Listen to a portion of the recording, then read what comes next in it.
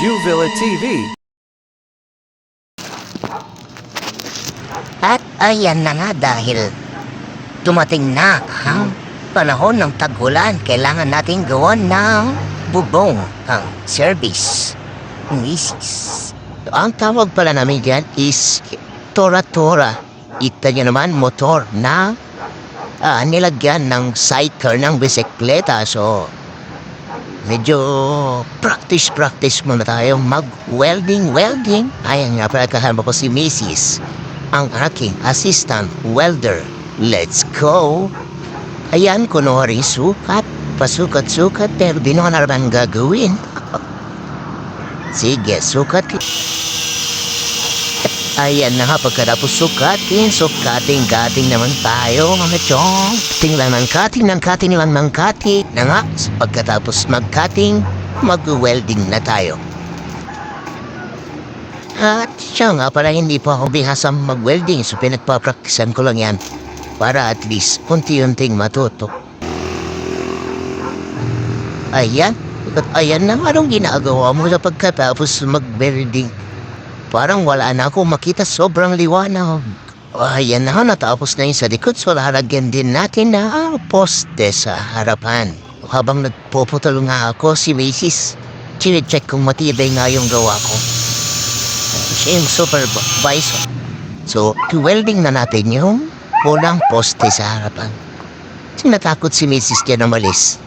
Ayaw niya mo kuryente. Diyan hindi naman nakakakuryente yan. Dati, takot din ako na umawak doon sa mga wini-welding kasi akala ko nakakakuryente, pero hindi naman pala. So,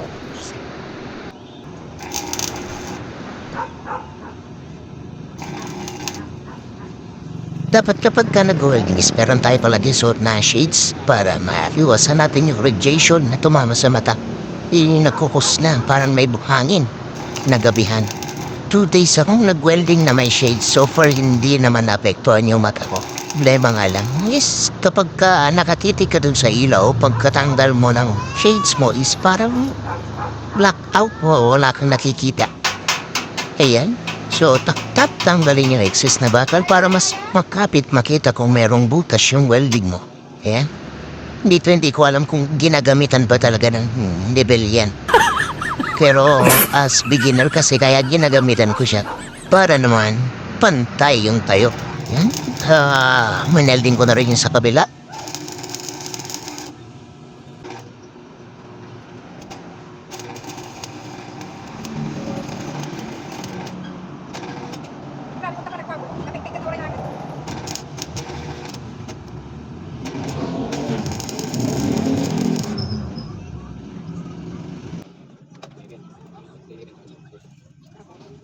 So nakalagay na yung 4 na poste. Sukatin natin, lagyan natin ang brace sa gitna. So, kasama ko na pala ulit yung misis ko dyan.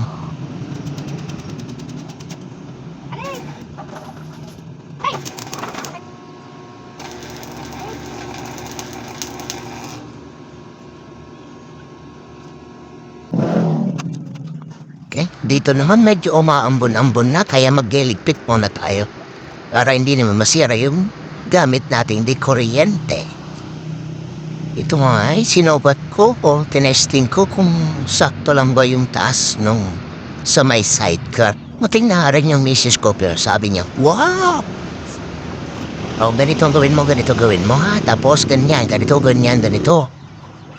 Tinignan ko na nga kung matibay o kung ano yung susunod na plano. Okay? Dahil tapos na ang araw at medyo uulan na, kaya next time ulit. Yup. Bye-bye!